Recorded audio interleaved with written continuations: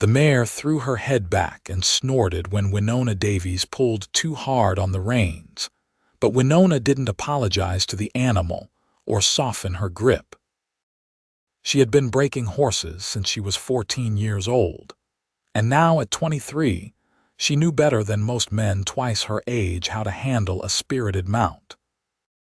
The dusty corral of her small ranch outside Elko, Nevada shimmered in the late afternoon heat of August 1883, and sweat traced lines down her sun-brown neck, disappearing beneath the collar of her work shirt. "You are going to ruin that horse," her neighbor Edwin Thatcher called from beyond the fence. He had been calling on her for months now, bringing his mother's preserves and his father's advice, neither of which Winona wanted. Edwin was 26, owned a profitable cattle operation, and thought every woman needed a husband the way every horse needed a rider. "The horse is fine," Winona said, not bothering to look at him. She guided the mare through another turn, feeling the animal's muscles respond beneath her.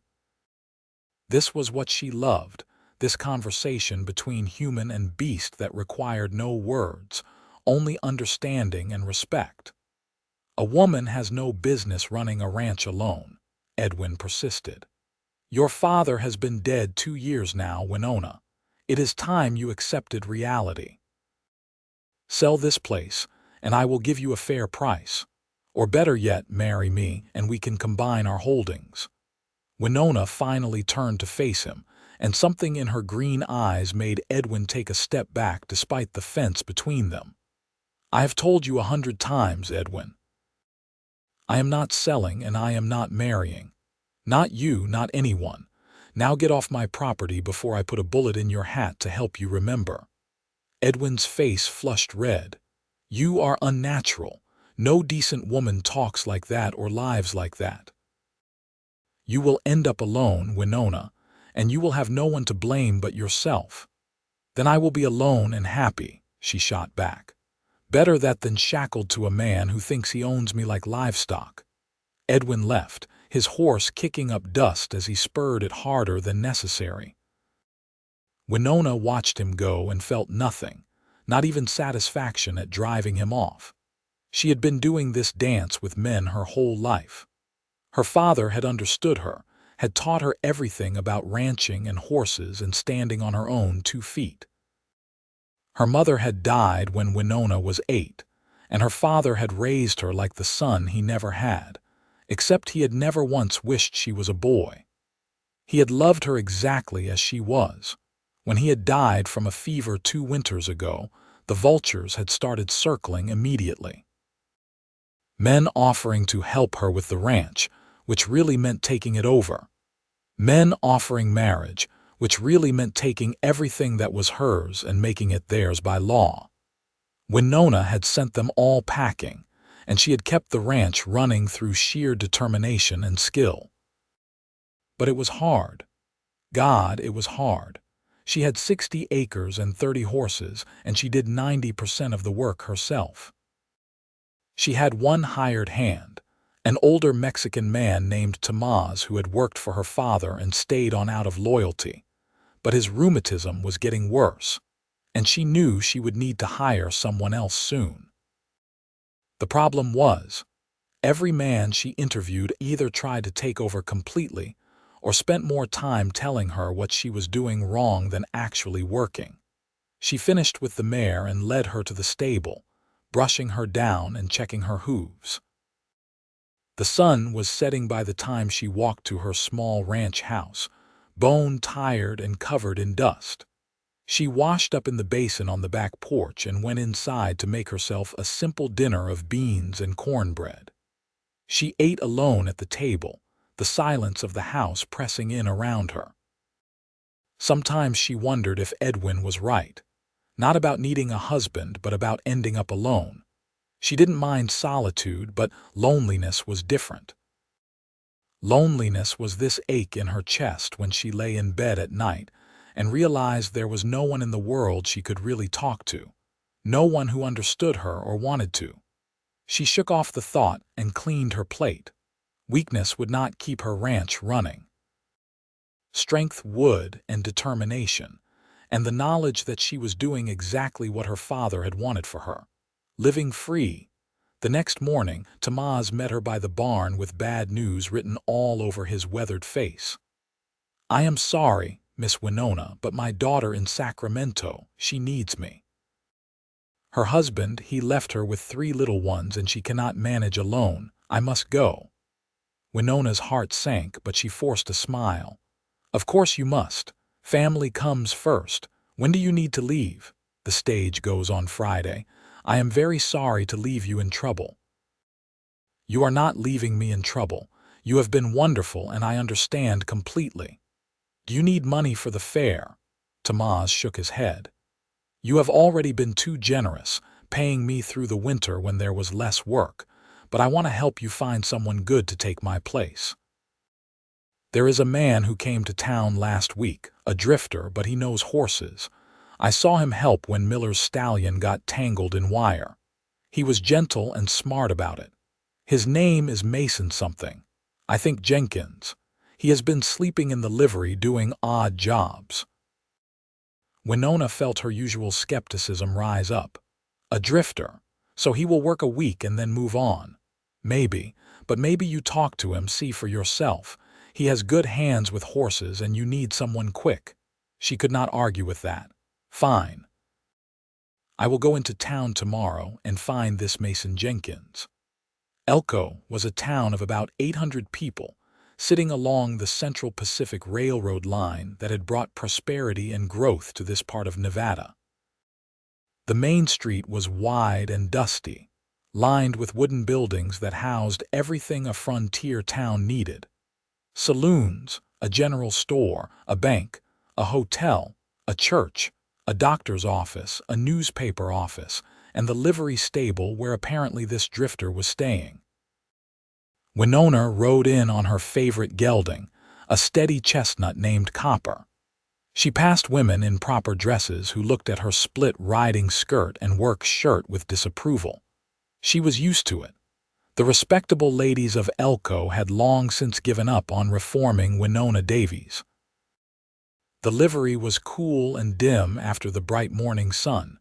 She found the owner, a man named Garrett, mucking out a stall. "I am looking for Mason Jenkins," she said without preamble. Garrett straightened, leaning on his pitchfork. "What do you want with him? I might have worked for him." "Tamaz says he is good with horses." "He is. Best hand I have seen in years, and I have seen plenty. He is out back, fixing that paddock fence that has been leaning since spring. I have been meaning to get to it for months, but he just saw it this morning and started working on it without being asked." That was promising. Winona walked through the livery and out the back door into the bright sunlight. A man was crouched by the fence, his back to her, hammering a rail into place. He wore a dusty black hat, a faded blue shirt with the sleeves rolled up, and worn denim pants. His horse, a beautiful buckskin, was tied nearby, watching him work. "Mason Jenkins," Winona called. The man looked over his shoulder, and Winona felt something strange in her chest, like missing a step on a staircase. He had dark hair that needed cutting, falling over his forehead, and eyes that were such a light brown they looked almost gold in the sunlight. His face was tanned and angular, with a few days of stubble on his jaw. He looked to be around 27 or 28, lean and strong in the way of men who worked hard for a living. "That is me," he said, setting down his hammer and standing. He was tall, probably 6 feet, and he moved with easy grace. "What can I do for you, madam? I am Winona Davies. I run a horse ranch outside town. My hand is leaving and I need someone to replace him. Tamaz said you know horses." Mason studied her for a long moment, and Winona had the uncomfortable feeling that he was seeing more than most people did. "I know horses," he said finally. "What kind of work are we talking about?" "Breaking and training mostly. Some general ranch work. I have 60 acres and about 30 horses. The pay is $20 a month plus meals. You can sleep in the barn loft, or there is a small bunkhouse if you prefer." "That is fair pay," Mason said. "But I have to ask, why are you hiring a drifter you do not know? Most people want references." "Most people have the luxury of time to check references. I need someone now, and Tamaz says you are good. I trust his judgment." Mason picked up his hammer and tapped the nail in a few more times, testing the rail. Satisfied, he looked back at her. "I will be straight with you, Miss Davies. I have been drifting for 5 years now. I do not stay anywhere longer than a season, usually less. I do good work while I am there, but then I move on. If you are looking for someone permanent, I am not your man." Winona felt oddly disappointed, which was ridiculous. "Why do you drift?" "Personal reasons. But if you want someone for a few months, until you can find permanent help, I am willing. And I am good with horses. That much I can promise you." A few months was better than nothing, and there was something about him that felt different from other men she had dealt with. He had not looked at her with condescension or inappropriate interest. He had looked at her like she was simply a person offering a job. "Fine," she said. "Can you start tomorrow?" "I can start today if you need." "Tomorrow is fine. Come by around dawn. We start early." Mason nodded, and something that might have been a smile touched his mouth. "I will be there, Miss Davies." Winona rode back to the ranch feeling strangely unsettled. She told herself it was just the relief of finding help so quickly, but she knew it was more than that. There had been something in Mason Jenkins' eyes, something that had made her feel seen in a way she usually wasn't. She spent the rest of the day working on paperwork and mending tack, and when she finally went to bed, she lay awake longer than usual, staring at the ceiling and wondering what she had just gotten herself into. Mason arrived exactly at dawn, riding his buckskin and leading a pack horse with his belongings. Winona met him in the yard, and for the first time in a long time, she felt self-conscious about her appearance. She was wearing her usual work clothes, her dark blonde hair pulled back in a simple braid, her face bare of any paint or powder. Not that she ever wore such things, but she was suddenly aware that she looked nothing like the women men usually admired. If Mason noticed or cared, he gave no sign. "Where would you like me to put my things?" he asked. "The bunkhouse is behind the barn. It is small but clean. Once you are settled, come find me and we will start." Mason nodded and rode toward the bunkhouse. Winona watched him go, then mentally kicked herself and headed to the barn to start the morning feeding. When Mason found her 20 minutes later, she was forking hay into the stalls. He picked up another pitchfork without being asked and started helping. They worked in silence, and Winona appreciated that he did not fill the air with useless talk. When the feeding was done, she showed him around the property, pointing out which horses needed work and what her training methods were. Mason listened attentively, asking good questions, and Winona found herself relaxing. He clearly did know horses, and more importantly, he seemed to respect her knowledge. "That mare there, the gray, she is tricky," Winona said, pointing to a horse in the far paddock. "She was mistreated before I got her, and she does not trust easily. I have been working with her for 3 months, and she is getting better, but it is slow going."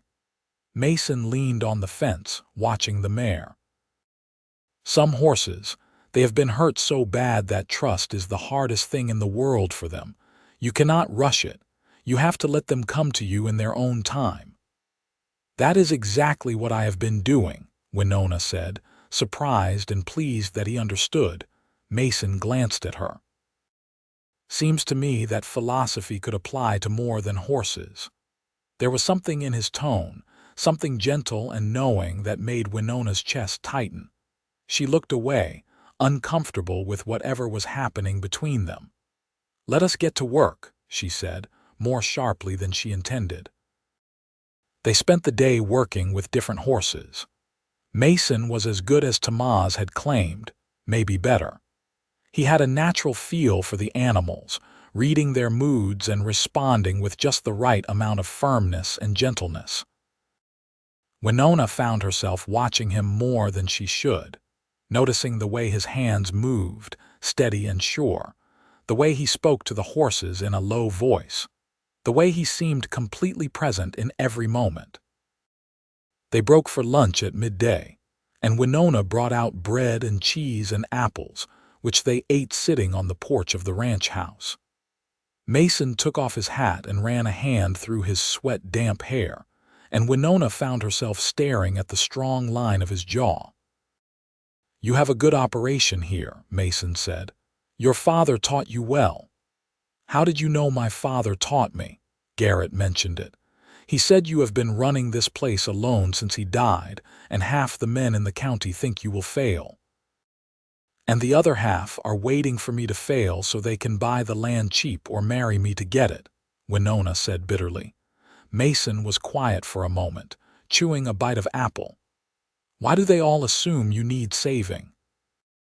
"Because I am a woman, and women are supposed to need men to take care of them." "That is foolish. I have known plenty of women who were stronger and smarter than most men I have met, including you, from what I have seen so far." Winona looked at him, searching his face for mockery or ulterior motive, but she found neither. He was simply stating a fact as he saw it. "Thank you," she said quietly. "No thanks needed. It is just the truth." They went back to work, and as the afternoon wore on, Winona found herself feeling something she had not felt in years. Hope. Hope that maybe, for once, she had found someone who would not try to control her or change her or take what was hers. The days fell into a rhythm. Mason proved to be everything Tamaz had promised and more. He worked hard, never complained, and treated Winona with a respect that was so rare she almost didn't know what to do with it. He asked for her opinion on everything, deferred to her judgment, and never once tried to take over or tell her she was doing something wrong. More than that, he was easy to be around. He did not fill every silence with chatter, but when he did talk, it was worth listening to.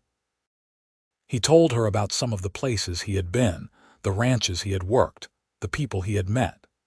He was careful never to talk about why he was drifting, and Winona respected that boundary even though she was curious. In return, she found herself telling him things she had never told anyone. About how lonely it was, running the ranch alone. About how much she missed her father.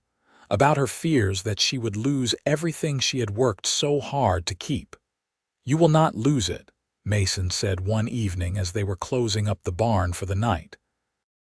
"You are too strong and too smart for that. Strength and intelligence are not always enough," Winona said. "Sometimes the world just grinds you down no matter how hard you fight." Mason turned to face her, and in the dim light of the barn his eyes were serious. "Then you fight harder. And if you need help fighting, you ask for it. There is no shame in that. I am not good at asking for help, I noticed, but maybe you could learn." They stood there for a moment, close enough that Winona could smell the soap he used, and the leather of his gloves and something else that was just him.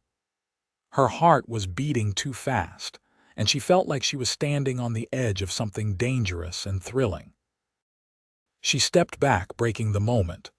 "I should get inside. Long day tomorrow."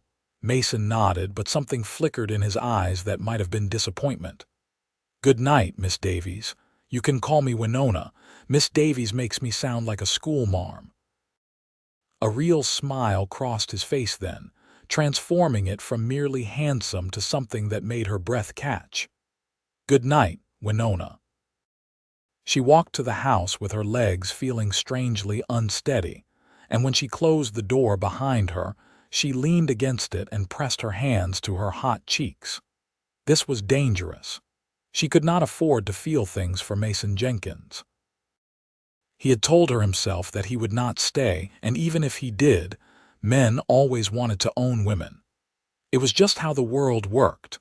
But a small voice in the back of her mind whispered that Mason might be different, and that voice kept her awake long into the night. A week passed. Then two.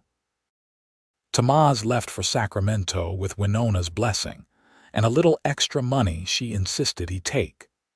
Mason settled into the work like he had been there for years. The ranch had never run more smoothly, and Winona found herself actually enjoying the work instead of just grimly pushing through it. Edwin Thatcher rode by one afternoon and was clearly displeased to see Mason working in the corral. "Who is that?" he demanded of Winona. "My hired hand. His name is Mason Jenkins." "You hired a drifter. Winona, that is incredibly foolish. He will rob you blind and disappear in the night." "Thank you for your concern, Edwin, but I am perfectly capable of judging character." Edwin's face darkened. "You are being unreasonable. A woman alone with a strange man, it is not proper." "What is not proper is you coming onto my property uninvited to tell me how to live my life. Leave, Edwin." "Now." Edwin left, but not before shooting Mason a look of pure hatred. Winona sighed, knowing this would be all over town by tomorrow. She could already hear the gossip, the speculation about what she and Mason were doing out here alone. Mason walked over to her after Edwin had gone. "I am guessing that was the neighbor who wants to marry you." "How did you know about that? Small town. People talk." "They also talk about how you have turned down every proposal you have ever gotten, and how you told the banker you would rather eat your own boots than let him manage your finances." Winona laughed despite herself. "I did say that. He was very offended." "I bet." Mason looked at her and his expression was thoughtful. "Do you ever want to get married, or are you happy alone?" It was a surprisingly personal question, but Winona found she did not mind answering it. "I am not opposed to marriage in theory. I just have never met a man who wanted a wife instead of a housekeeper and a broodmare. Every man I have ever known wanted to change me, to make me softer or quieter or more obedient. I would rather be alone than be something I am not." Mason was quiet for a long moment. "I can understand that. It is hard to be yourself when everyone wants you to be someone else." There was something in his voice, a weight that spoke of personal experience. "Is that why you drift?" Winona asked gently. "Because somewhere, someone wanted you to be something you were not." Mason's jaw tightened, and for a moment she thought he would not answer. Then he said, "I was engaged once, 5 years ago in Colorado. Her name was Sarah, and I thought I loved her, but she did not want the real me. She wanted me to be someone I could not be. When I would not change, she left, and she made sure everyone in town knew what a disappointment I was. So I started drifting, and I have not stopped since." "What did she want you to change?" Winona asked. "Everything that mattered. My dreams, my values, my whole way of looking at the world. She wanted me to be ambitious in a way I am not, to care about money and status and climbing social ladders. I just wanted to work with horses and live a simple life. That was not good enough for her." Winona felt a surge of anger at this unknown Sarah. Then she was a fool. A simple life with integrity is worth more than all the status in the world. Mason looked at her, and something in his expression made her heart skip. "That is what I think too. I am glad I am not alone in that." They stood there in the fading afternoon light, and Winona felt the connection between them growing stronger, like a rope being woven strand by strand. It scared her and thrilled her in equal measure. That night after dinner, Mason did something unexpected. He knocked on the door of the ranch house, his hat in his hands. "I was wondering if you might want to sit on the porch for a while," he said. "It is a nice evening, and I thought the company might be pleasant." Winona knew she should say no. This was how things started, how walls came down and hearts got involved. But she found herself nodding and following him out onto the porch. They sat in the 2 chairs her father had built, looking out at the darkening land. The air was cooling and crickets were starting their evening song. For a while they sat in comfortable silence. Then Mason said, "Can I ask you something personal?" "You can ask. I might not answer." "Fair enough. Why are you so sure that all men want to own you? Has someone hurt you that badly?" Winona considered the question. "It is not about being hurt exactly. It is about watching what marriage does to women. My mother loved my father and he loved her, and he was a good man. But the law said everything she brought to the marriage became his. Her opinions became worth less than his. Her work was invisible while his was valued. And when she died, he got to keep everything, including me. If it had been reversed, if he had died first, she would have had to fight every day to keep what they had built together. That is not love. That is ownership with a pretty name." "You are right," Mason said quietly. "The law is wrong and the way society treats women is wrong, but not every man thinks that way. Maybe not. But even the good ones, they still benefit from the system. They still have power that women do not have, and power corrupts, or at least it tempts." Mason turned to look at her, and in the dim light from the house, his eyes were intense. "What if a man did not want power over you? What if he just wanted to stand beside you as an equal?" Winona's throat felt tight. "I have never met a man like that." "Maybe you have, and you just do not know it yet."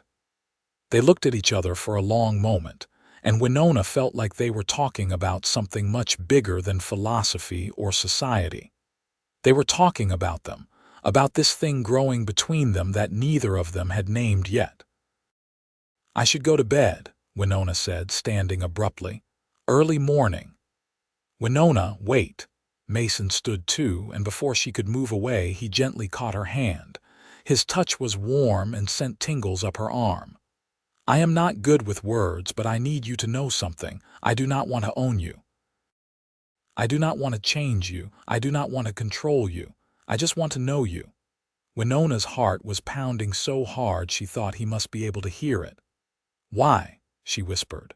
"Because you are the most remarkable person I have ever met. Because you are strong and smart and brave.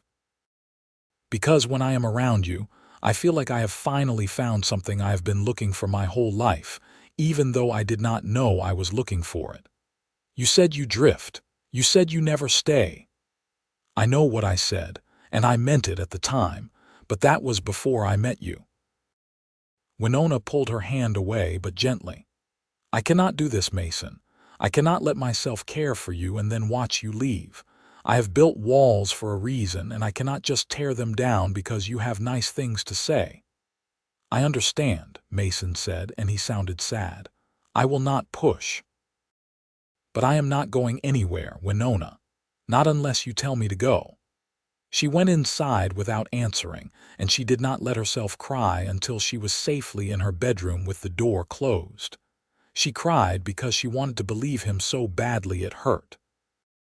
She cried because she was so tired of being alone. She cried because, for the first time in her life, she had met someone who made her want to take down her walls, and that terrified her more than anything. The next few days were awkward. Winona tried to keep things professional and distant, but it was hard when Mason was so consistently kind and respectful. He did not mention their conversation on the porch, but she could feel the weight of it between them. Then everything changed on a hot afternoon in early September. Winona was working with the gray mare, the one who had been mistreated in the round pen. Mason was nearby, mending a gate. The mare was skittish that day, more nervous than usual, and Winona was trying to be patient with her. Then a rattlesnake, hidden in the shade near the fence, made the mistake of rattling. The mare panicked, rearing up and lashing out with her hooves. Winona tried to get out of the way, but she was not fast enough. A hoof caught her in the shoulder and she went down hard. She heard Mason shout her name, heard his boots pounding across the dirt, but everything was distant and fuzzy. The pain in her shoulder was incredible, and she could not catch her breath. Then Mason was there, kneeling beside her, his hands gentle as he checked her for injuries. "Do not move," he said, his voice tight with worry. "Let me see how bad it is." Winona tried to sit up, but the movement sent a wave of agony through her shoulder and she gasped. Mason eased her back down, his face pale. "I think your shoulder might be broken or at least badly dislocated. I need to get you to the doctor in town." "The mare," Winona said through gritted teeth. "She will be scared." "I will deal with the mare after I deal with you. You are the priority, Winona. Always." He scooped her up as carefully as he could, and even though he was being gentle, the jostling made her cry out. He carried her to the house and laid her on her bed, then ran to saddle Copper. Minutes later, he was back, and he carried her out to the horse. Somehow, he managed to get into the saddle with her cradled in his arms, and he rode for town like the devil was chasing them. The doctor in Elko was a competent man named Dr. Warren. He examined Winona's shoulder and confirmed that it was dislocated, not broken. "This is going to hurt," he warned, and then he put it back in place with a quick, brutal movement that made Winona scream. When it was over, she was shaking and crying, and Dr. Warren gave her some laudanum for the pain.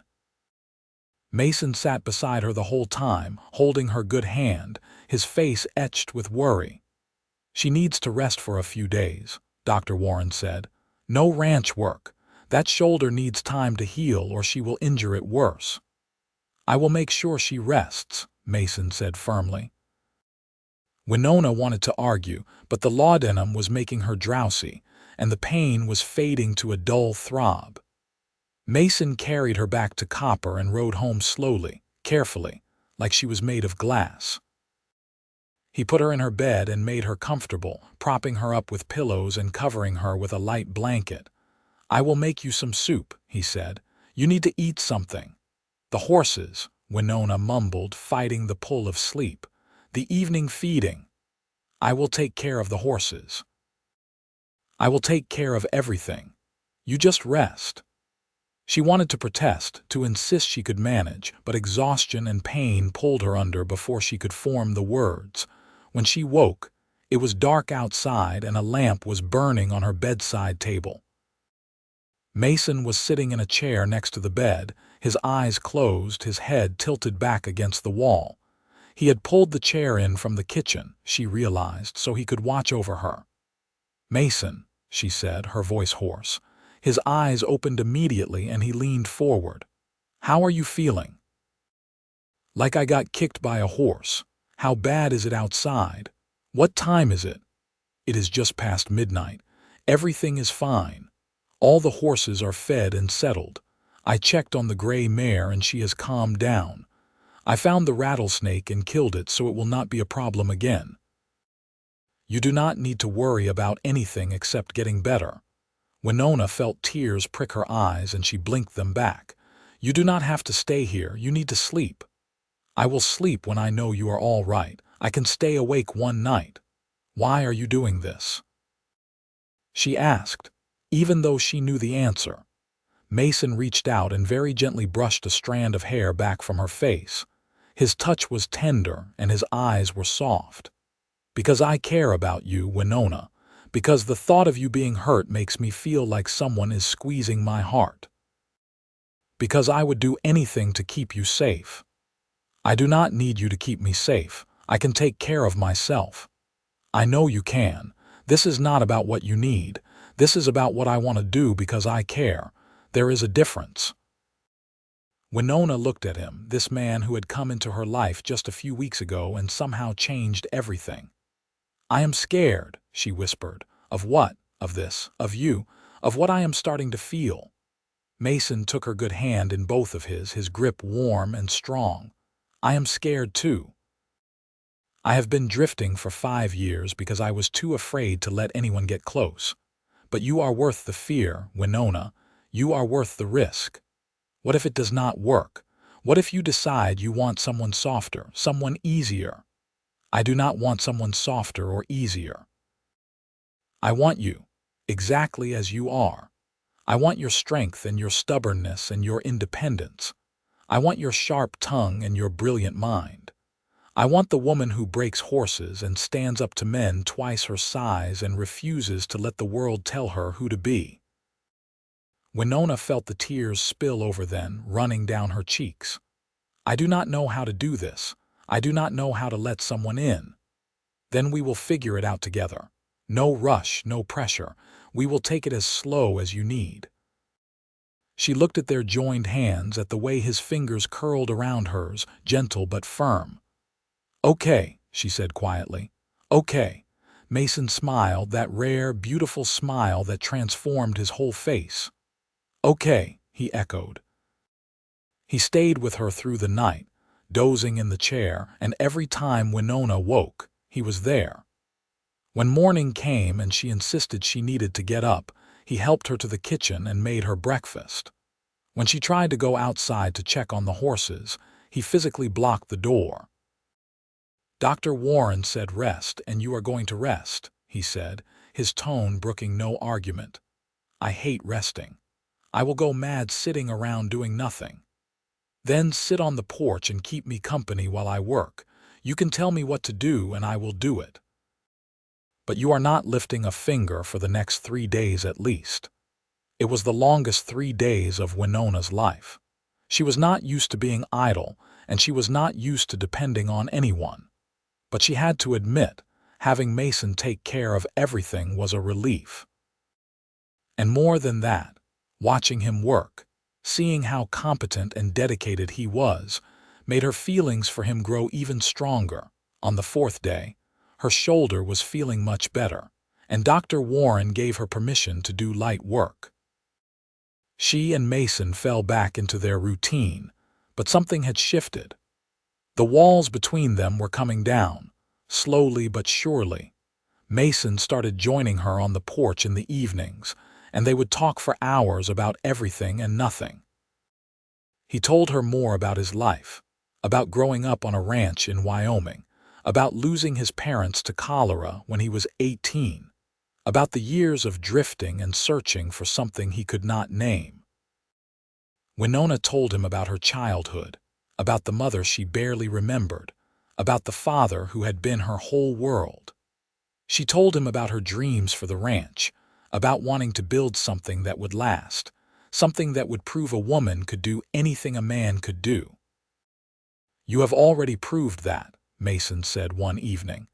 Anyone with eyes can see what you have accomplished here. But it is not enough. It will never be enough until the world changes, until women have the same rights and opportunities as men. You are right. But change takes time, and in the meantime, you are paving the way for others. That matters, Winona. What you are doing matters. She looked at him, this man who understood her in a way no one else ever had, and she felt something in her chest crack open.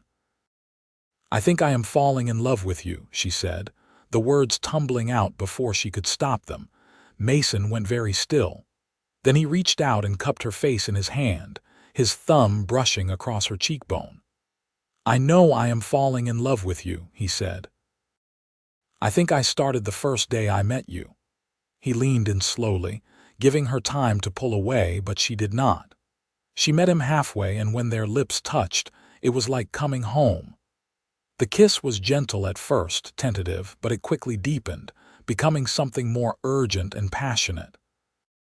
When they finally broke apart, both breathing hard, Winona rested her forehead against his. I do not know what happens now, she whispered. Whatever we want to happen, we make our own rules, Winona. No one else gets a say. Over the next few weeks, they grew closer in every way. Mason moved from the bunkhouse to the ranch house, sleeping in the spare room at first, but it was not long before Winona invited him into her bed. She had never been with a man before, and she was nervous, but Mason was patient and tender, making sure her first time was everything it should be. Afterwards, lying in his arms, she felt a peace she had never known. I never thought I would have this, she said quietly. I thought I would be alone forever. You will never be alone again, Mason promised. I am not going anywhere, Winona. I have finally found where I belong. But even as they fell deeper in love, Winona could not quite shake her fear that it was too good to last. She kept waiting for the other shoe to drop, for Mason to reveal that he wanted to control her or change her after all. That test came in October, when a man from the bank came to the ranch. His name was Mr. Gilmore, and he was a weaselly man with a sharp nose and sharper eyes. "Miss Davies," he said, tipping his hat, "I am here to discuss your loan." Winona felt her stomach drop. "What about my loan?" "It is coming due at the end of the year, and the bank is concerned about your ability to pay. We have heard that you are living in sin with a drifter, and we feel that shows poor judgment. We are considering calling in the loan early." Rage flooded through Winona, hot and fierce. "My personal life is none of the bank's business. I have never missed a payment, and I will have the full amount when it is due. You have no grounds to call in the loan early." "We have whatever grounds we decide we have," Gilmore said smugly. "Perhaps if you were to marry a respectable man, someone who could manage the ranch properly, the bank would feel more confident in your stability." Mason had been standing in the barn doorway, listening. Now he stepped forward, and there was something dangerous in his eyes. "Are you suggesting that Miss Davies needs a man to manage her affairs?" Gilmore looked Mason up and down with obvious disdain. "I am suggesting that a woman alone is a risk the bank can no longer afford." "Then maybe Miss Davies should take her business to a different bank." "I hear the bank in Carlin is much more reasonable." Gilmore's face reddened. "That would be most unwise. We could make things very difficult for Miss Davies if she tried to transfer her accounts." "And I could make things very difficult for you," Mason said, his voice quiet but laced with steel. "I could go to the newspaper and tell them how the bank is trying to steal a woman's land through intimidation and manipulation. I bet that would make for a very interesting story." Gilmore sputtered, clearly not used to being challenged. "You would not dare. Try me." There was a long, tense silence. Then Gilmore straightened his jacket and said, "The bank will review Miss Davies' account and make a decision in due time. Good day." He left in a hurry, and Winona turned to Mason, her heart pounding. "You should not have done that. You have made an enemy." "He was already an enemy. I just made sure he knows you are not defenseless." "I can fight my own battles, Mason. I know you can. But you do not have to fight them alone anymore. That is what it means to be partners, Winona. We stand together." Winona felt tears prick her eyes. "Partners," she repeated. "Not owner and owned. Never. I do not want to own you, Winona. I want to stand beside you as your equal for as long as you will have me." She went to him and wrapped her arms around him, careful of her still healing shoulder. He held her close, and she felt the steady beat of his heart against her cheek. "I want to marry you," she said, the words muffled against his chest. Mason pulled back to look at her. "What? I want to marry you. Not because the bank thinks I should, and not because society says I need a husband. But because I love you and I want to spend my life with you. But I need you to understand something first." "What?"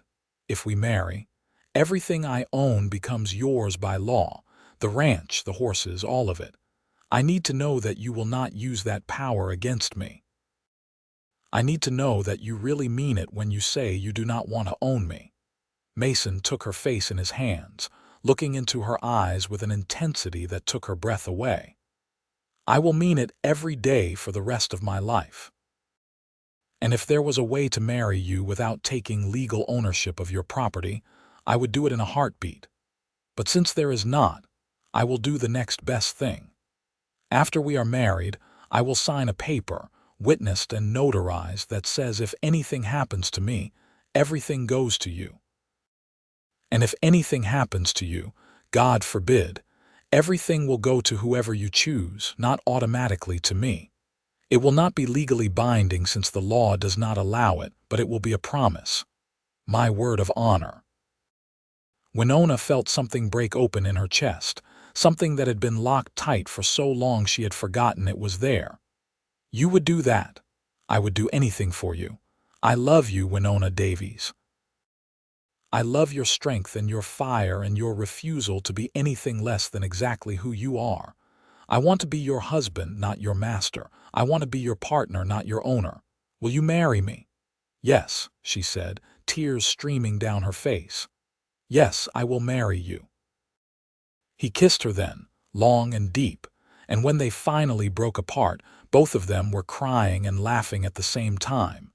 They were married 2 weeks later in a simple ceremony at the church in Elko. Winona wore a new dress, pale blue like the sky, and Mason wore his best suit. Tomás came back from Sacramento for the wedding, and even though most of the town was scandalized by the match, a few friends came to witness the vows. Edwin Thatcher did not attend, but he sent a curt note wishing them well, and Winona knew that was as close to approval as she would get from him. She did not care. She had everything she needed standing beside her at the altar. The preacher performed the ceremony, and when it came time for the vows, Mason surprised everyone by adding his own words after the traditional ones. "I promise to stand beside you, not above you," he said, his voice clear and steady. "I promise to respect your choices and value your opinion. I promise to be your partner in all things for as long as I live. And I promise to never, ever try to own you."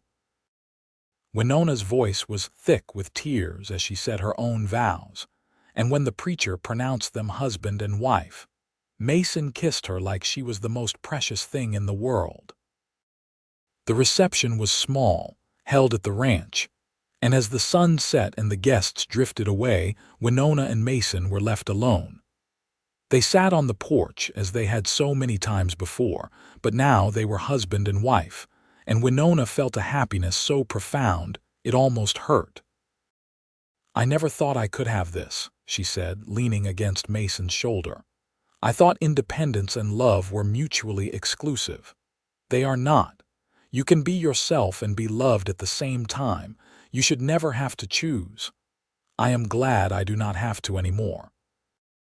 They made love that night with a new sweetness, a new tenderness, and when Winona woke the next morning with Mason's arm around her waist, she felt like she had finally found her place in the world.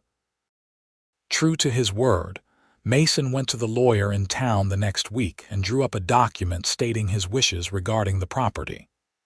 It was not legally binding, but it was witnessed and notarized, and more importantly, it was a symbol of his commitment to treating Winona as an equal. The months passed, and the ranch thrived. With 2 people working it, everything ran more smoothly, and they were able to take on more horses. Winona's reputation as a trainer grew, and people started coming from farther away to have her work with their animals. Mason proved to be more than just a hired hand. He had a good head for business, and together he and Winona made decisions about the ranch, always consulting each other, always respecting each other's opinions. It was a true partnership in every sense of the word. The bank, under pressure from the threat of bad publicity, did not call in the loan early, and when it came due at the end of the year, Winona paid it off in full. Mr. Gilmore was coldly polite when he accepted the payment, and Winona felt a fierce satisfaction at proving him wrong. Winter came, cold and hard, and Winona and Mason spent long evenings by the fire, talking and reading and simply being together. Winona had never been so happy, and sometimes she had to pinch herself to believe it was real. In the spring, she discovered she was pregnant. She told Mason one evening after dinner, and the look of pure joy on his face made her cry. "We are going to have a baby," he said, his voice full of wonder. "You are going to be a mother, and you are going to be a father. Are you ready for that?" "I am ready for anything as long as I have you." The pregnancy was not easy. Winona was sick for the first few months, and she chafed at having to slow down and let Mason take over more of the work. But he was patient and supportive, never once complaining, and gradually she accepted that it was okay to need help sometimes. The baby came in late December, right before Christmas. It was a long labor, and there were moments when Winona was sure she could not go on, but Mason was there the whole time, holding her hand, encouraging her, telling her how strong she was. When the baby finally arrived, the doctor announced, "It is a boy." Mason cut the cord, and then the baby was placed in Winona's arms, and she looked down at the tiny, perfect face and felt a love so overwhelming she could barely breathe. "He is beautiful," Mason said, his voice choked with emotion. "He looks like you." "He has your eyes," Winona said, touching the baby's tiny hand. "What should we name him?" They had discussed names, but nothing had felt quite right. Now, looking at her son, Winona said, "What about Daniel?" "After my father, Daniel Jenkins," Mason said, testing the name. "I like it. Daniel Mason Jenkins." They named him Daniel, and he became the center of their world. Winona had worried that she would not know how to be a mother, that her independence and her rough edges would make her bad at it, but she found that she loved it. She loved nursing him, loved holding him, loved watching Mason with him. Mason was a wonderful father, patient and gentle, and he had no qualms about doing any of the work that came with a baby. He changed diapers and walked the floor with Daniel when he was fussy, and he sang lullabies in his low, rough voice that somehow always soothed the baby. As Daniel grew, the ranch grew with him. They expanded the operation, buying more land and more horses. They hired another hand, a young man named Peter who was respectful and hardworking, and with 3 people working the ranch, they were able to do more than Winona had ever dreamed possible. The town slowly came to accept Winona and Mason's marriage, and even Edwin Thatcher eventually softened, sending a gift when Daniel was born and offering a gruff congratulations when he saw Mason in town. When Daniel was 2, Winona became pregnant again. This time, she knew what to expect, and the pregnancy was easier. The baby, a girl they named Clara after Mason's mother, was born on a warm summer evening, and Daniel was fascinated by his new sister. Life fell into a rhythm, busy and full and happy. Winona still ran the ranch, but now she did it with Mason by her side and with their children playing in the yard. She had not given up her independence. She had simply found a way to share her life without losing herself. One evening when Daniel was 5 and Clara was 3, Winona and Mason sat on the porch as the sun set. The children were asleep inside, exhausted from a day of playing, and the ranch was quiet. "You ever regret it?" Winona asked. "Giving up drifting, settling down?" Mason took her hand, lacing his fingers through hers. "Not for 1 second. I was not living before I met you, Winona. I was just existing. You gave me a purpose, a home, a family. You gave me everything. You gave me everything, too. You gave me love without ownership, partnership without control. You gave me the freedom to be myself and the courage to let someone in." "We gave those things to each other," Mason said. "That is what real love is. It is not about one person giving and the other taking. It is about both people giving and both people receiving equally." Winona leaned her head on his shoulder, looking out at the land they had built together. "I am happy," she said simply. "For the first time in my life, I am truly, completely happy." "Me too," Mason said, kissing the top of her head. "Me too." The years passed, and the Davies-Jenkins ranch became one of the most successful in the region. Winona trained horses that were sought after throughout Nevada, and Mason handled the business side of things, building relationships with buyers and sellers. Together, they were unstoppable. Daniel grew into a smart, kind boy who loved horses as much as his mother did, and Clara was full of fire and spirit, always getting into mischief and making her parents laugh. When Daniel was 8, they had another child, a boy they named Thomas after Tamaz, who had passed away peacefully in his sleep the year before. Tamaz had come back to the ranch for a visit just a month before he died, and he had been so pleased to see how well everything had turned out. "I knew he was a good man," Tamaz had said, watching Mason play with the children. "I knew he would be good for you." "You were right," Winona had said, hugging him. "Thank you for telling me about him. Thank you for being brave enough to give him a chance." Now, with 3 children and a thriving ranch, Winona sometimes looked back on the woman she had been before Mason and could hardly recognize her. She was still independent, still strong, still refusing to let anyone tell her what to do. But she was no longer alone, no longer afraid that love meant losing herself. She had learned that the right kind of love did not diminish you. It expanded you, made you more than you could be on your own. And the right kind of partner did not try to own you or control you. They stood beside you, supporting you, respecting you, loving you for exactly who you were. One autumn evening when the children were in bed and the ranch was quiet, Mason found Winona in the barn, checking on a mare who was close to foaling. He wrapped his arms around her from behind, and she leaned back against him, feeling the solid warmth of him. "What are you thinking about?" he asked. "About how lucky I am. About how I almost let my fear keep me from this. I am the lucky one. I spent 5 years drifting, looking for something I could not name, and then I found you. You were everything I did not know I was looking for." Winona turned in his arms so she could look at him. His hair was threaded with a little gray now, and there were lines around his eyes from years of squinting in the sun, but he was as handsome to her as the day she met him. More because now she knew every part of him, inside and out. "I love you," she said. "I will love you for the rest of my life." "And I will love you for the rest of mine," he promised.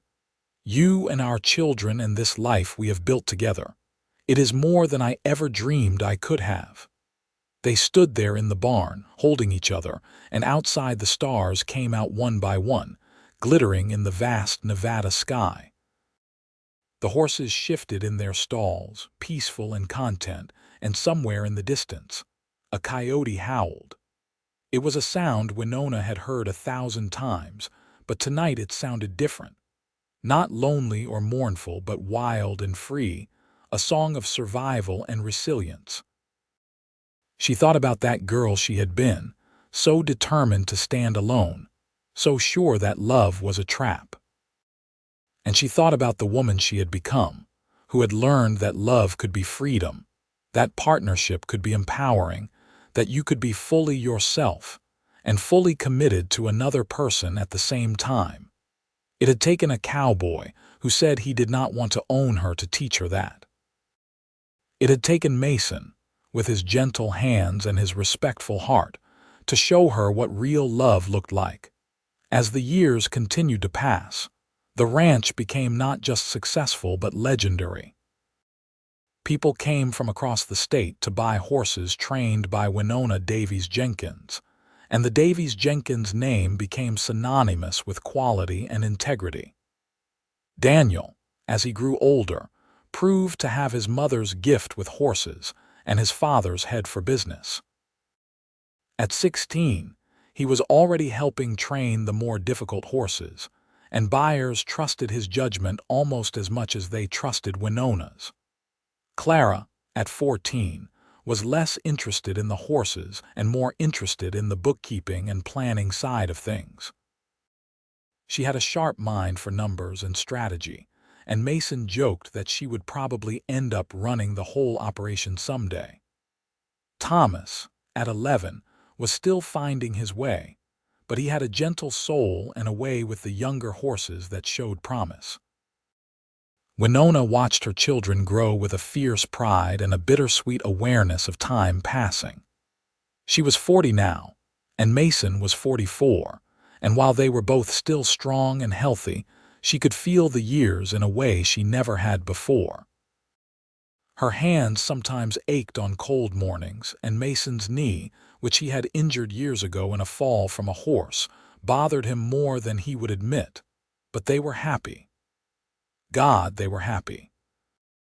And that happiness only deepened as the children grew, and the ranch flourished, and their love matured into something even richer and more profound than it had been in the beginning. One spring, when Daniel was 18 and about to take on even more responsibility at the ranch, a young woman came to the ranch looking for work.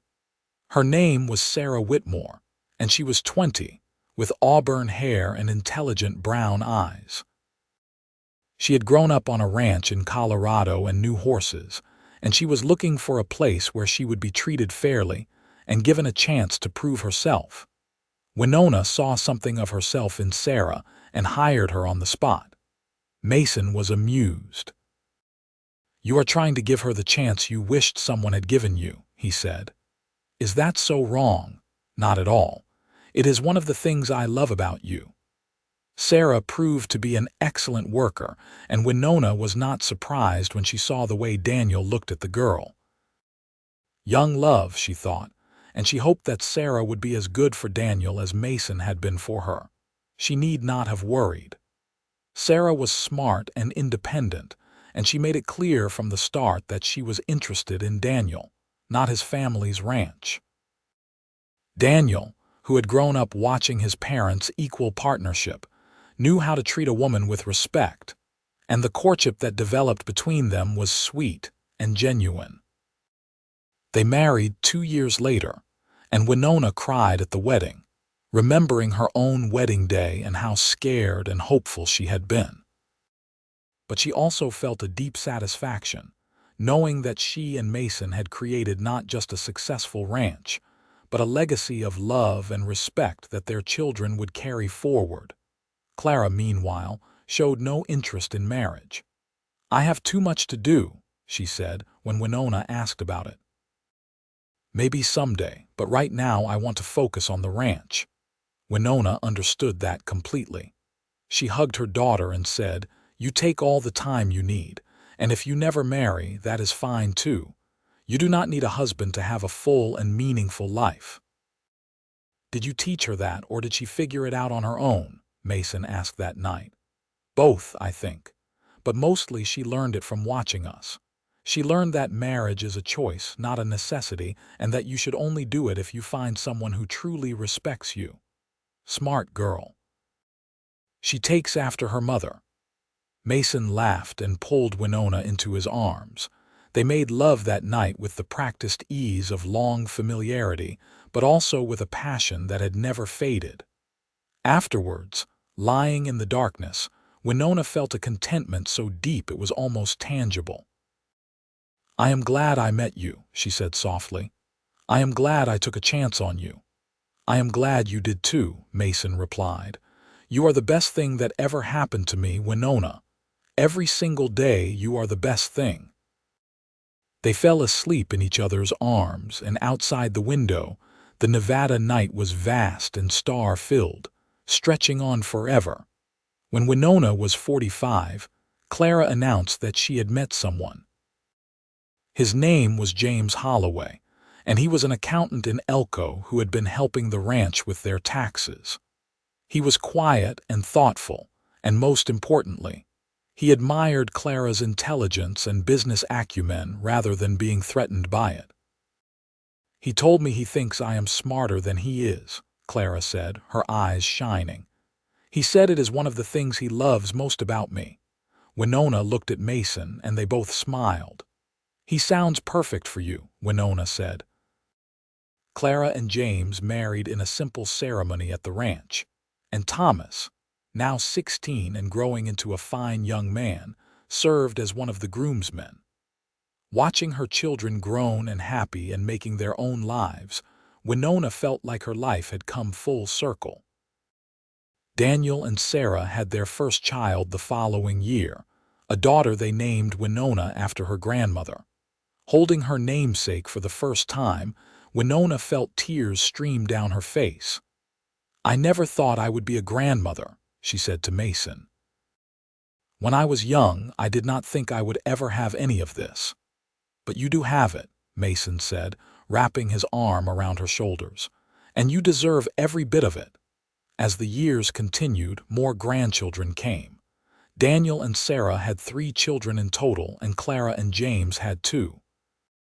Thomas, who had moved to California to work with horses there, married a woman named Alina and brought her back to Nevada to start their own small ranch near his parents. They had 1 child, a son, and the family grew and grew.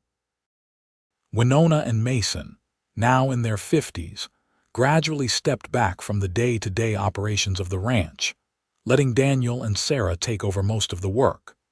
But they were still involved, still offering advice and expertise, and they still spent time with the horses every day.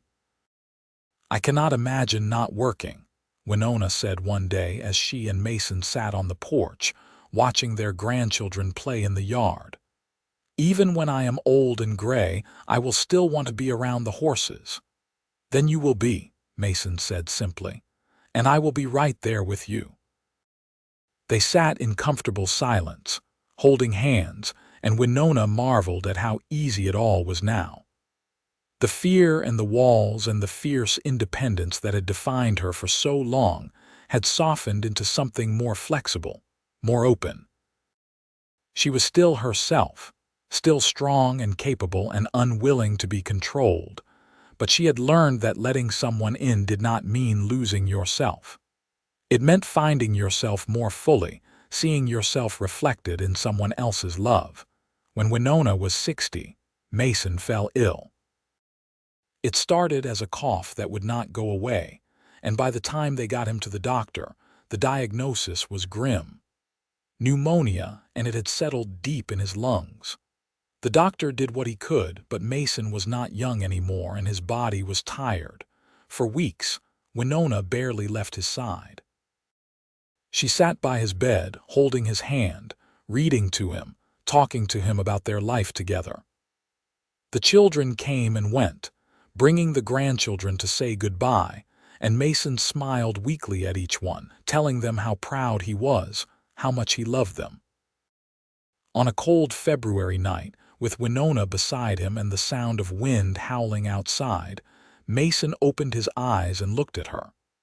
"I love you," he said, his voice barely a whisper. "I have loved you since the moment I met you, and I will love you beyond this life and into whatever comes next." "I love you too," Winona said, tears streaming down her face. "You gave me everything, Mason. You gave me love and family and a life I never dreamed I could have. Thank you. Thank you for seeing me, for respecting me, for never trying to own me." "You were never mine to own," Mason said, a small smile on his lips. "You were always your own person, and that is what made loving you such a privilege." He closed his eyes then, and his breathing slowed, and a few hours later, with the dawn breaking cold and gray outside, he was gone. Winona felt like a part of her had been ripped away. The grief was overwhelming, a physical pain that made it hard to breathe. But even through the sorrow, she felt a deep gratitude. She had been loved, truly and completely loved, for over 30 years. Not everyone could say that. The funeral was huge. People came from all over Nevada, ranchers and horse traders and townspeople who had known Mason and respected him. They talked about his kindness, his integrity, his skill with horses. They talked about the way he had loved his wife and children, the way he had been a pillar of the community. Winona listened to it all in a daze, and when it was over and everyone had gone home, she sat on the porch of the ranch house and looked out at the land she and Mason had built together. She felt utterly alone, and for a moment the old fear rose up. This was what happened when you let someone in. Eventually you lost them and the pain was unbearable. But then Daniel came and sat beside her, putting his arm around her shoulders. "I am sorry, Ma," he said quietly. "I know how much you loved him. I did. I loved him more than I can say. He loved you too. We all knew it. The way he looked at you, the way he talked about you, it was like you were the center of his universe. Winona leaned her head on her son's shoulder. He was the center of mine. I know. But you have us too, Ma. You are not alone. You will never be alone. And he was right. Over the weeks and months that followed, the family rallied around Winona. The children and grandchildren came to visit often, and Daniel and Sarah made sure she was never without company for long. They did not try to fix her grief or rush her through it. They just sat with her, letting her talk about Mason when she needed to, letting her cry when she needed to. Slowly, very slowly, the pain began to ease. It never went away completely, but it became something she could carry, something she could live with.